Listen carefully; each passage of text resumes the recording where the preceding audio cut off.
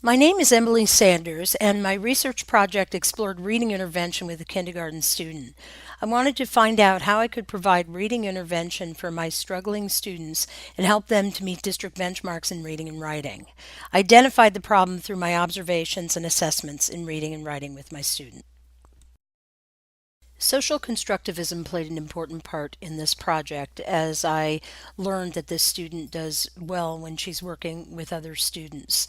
The student that I chose is a 5-year-old Caucasian student who is currently performing under district benchmarks in reading and writing and is very low in confidence and in areas of phonemic awareness, sight words, and reading independently. My role is a full-time general education teacher teaching kindergarten in a small, affluent public school district in the South Bay area of Los Angeles. My action plan in phase one included having 1 day of tutoring 5 times a week for my student. In the 5 different categories of skills that I wanted to cover, one on each day, I had sight words, short vowel sounds, comprehension strategies, phonetic spelling, and writing.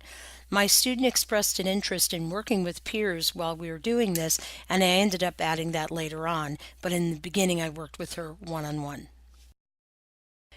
For my action plan, I worked with her for 5 30-minute sessions, but I did encounter some unexpected factors that really did affect her performance. She tired easily and she really showed a lack of stamina and had trouble focusing. Some of this I can attribute to the fact that she had been ill a day or two before we started, and that may have influenced her energy. So I ended up meeting with her for shorter sessions of 15 minutes each for phase two.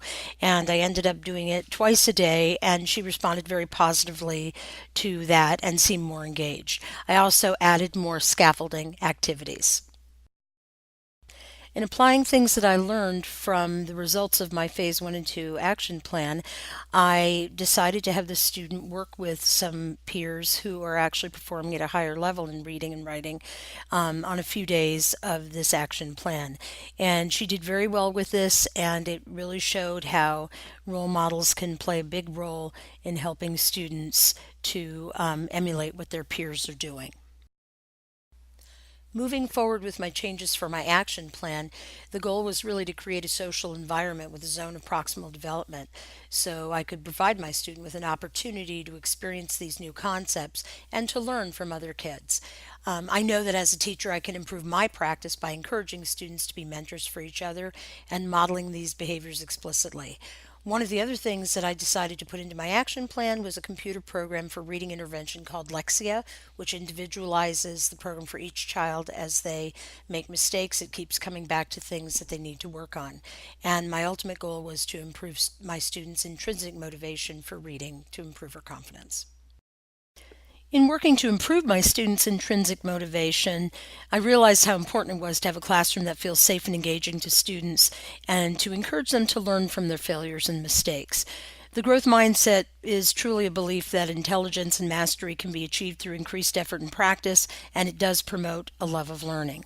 The biggest takeaway I've gained from working on this project with social constructivism is that scaffolding plays an important role in learning. It's this type of assistance that enables students to internalize and master skills, and they solidify these skills through the apparatus of scaffolding during the initial stages of learning a particular concept and skill.